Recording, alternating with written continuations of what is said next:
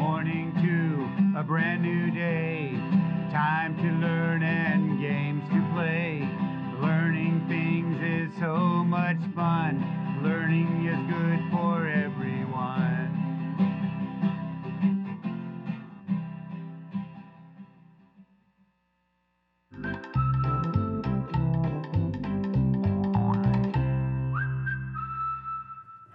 Good morning, third graders. My name is Mrs. Nixon. I am so excited to be here with you on Wednesday morning as you are preparing yourself to be an amazing thinker, reader, and writer.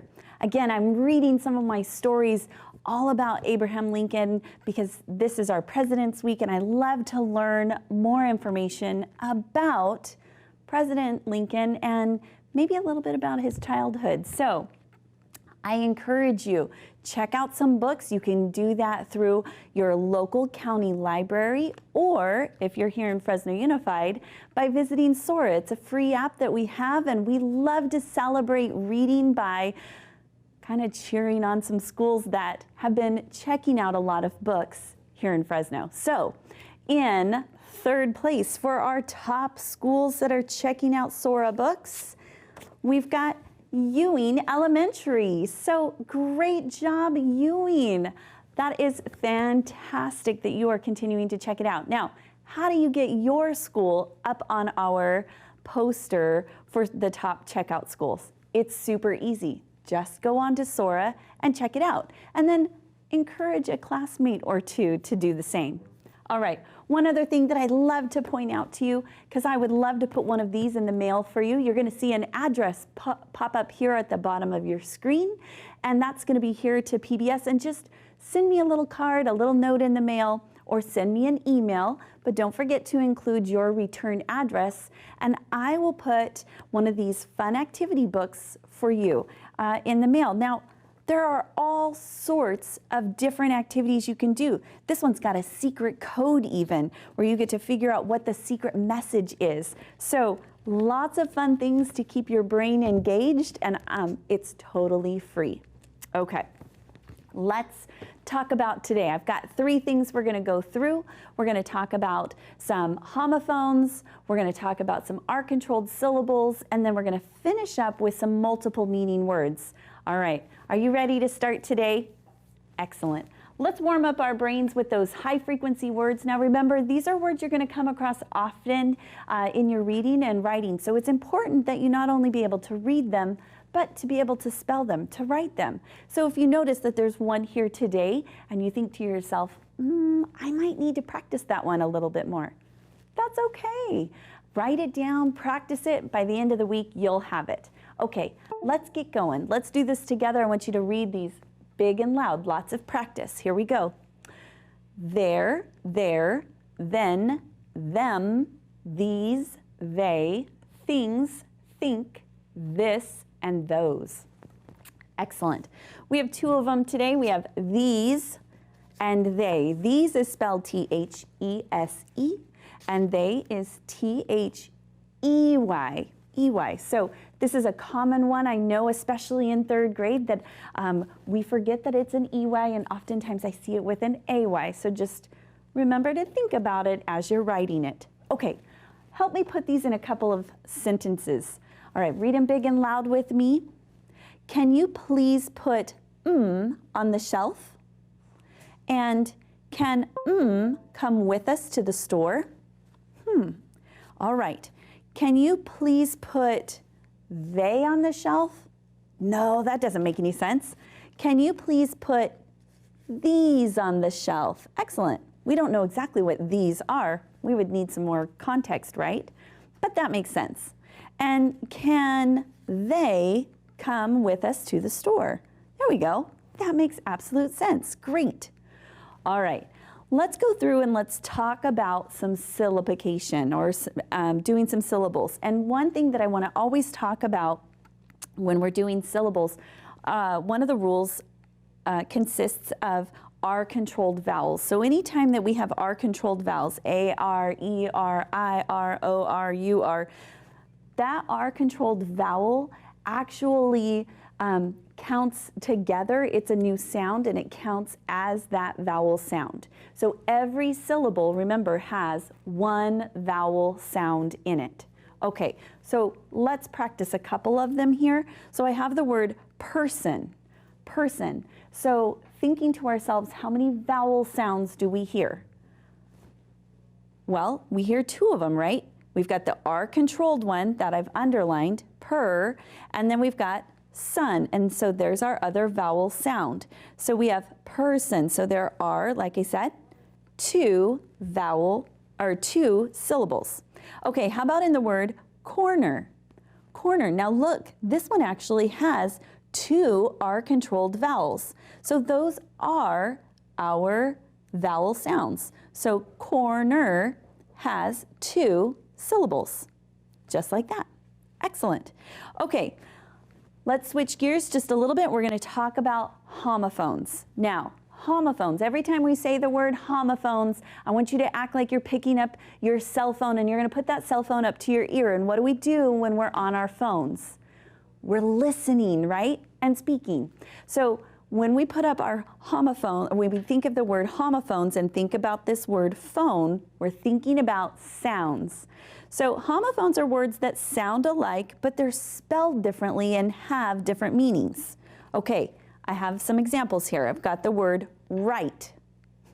There's write, W-R-I-T-E, which means that you're going to make a mark on a surface, like using a pen on a paper or a pencil or a crayon on a piece of paper. So you're marking something up, that's to write. And then write, R-I-G-H-T, actually, while yes, it's a homophone, it's also a multiple meaning word because it has two different meanings. Right could mean, yes, you are correct, and it can also refer to the direction, such as the opposite of your left, like if you write with your right hand, or turn right. Okay, I've got a sentence here, and it's going to use the word right in both spots, but now we need to figure out which right goes where. So I will write my name on the right side of the paper. I've got to move this over just a little bit. I will write my name on the right side of my paper. Okay, so if I'm writing my name, I'm making a mark, right? Correct. So I will write my name on the right side of the paper. Excellent job. Okay, let's go through and let's do a little bit of practice with both of those.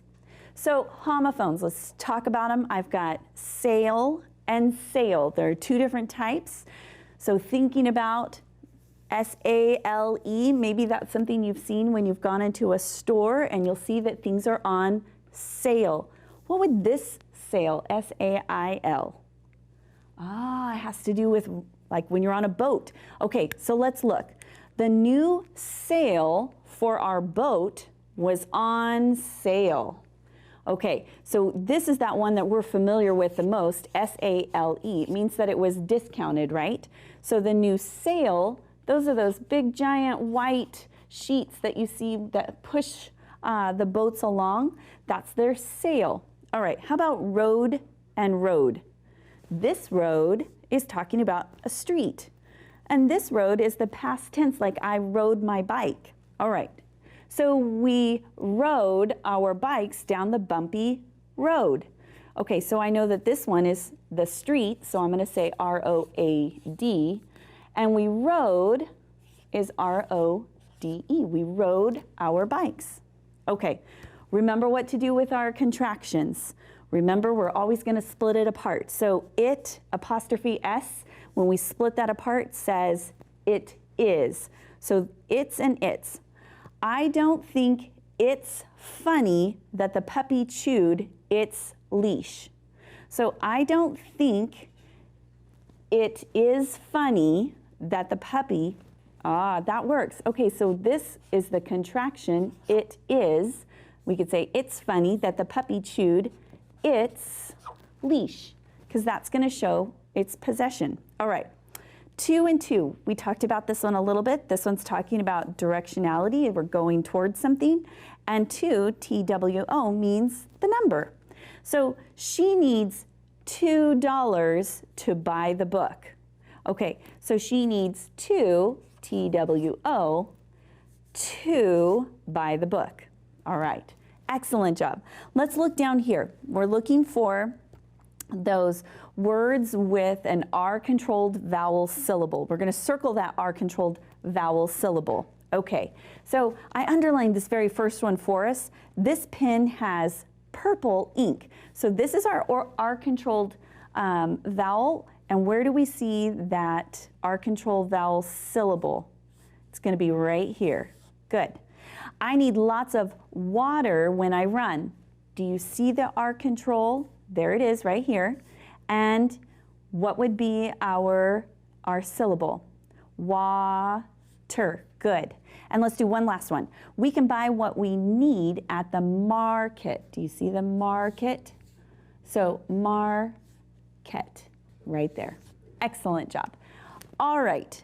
I want to switch up gears one last time, and we're going to finish off today by talking about multiple meaning words. Now, a multiple meaning word is a word that can mean something entirely different, but it could still be spelled the same and pronounced the same. So it's essentially the same word, but it has a different meaning. So let's look. I've got an example here. Rose, when we think about the word rose, it could be talking about a flower, like maybe you're going to give someone roses, and a rose can also mean that something lifted up, okay? Something, the balloon rose up into the sky, okay? So the word rose.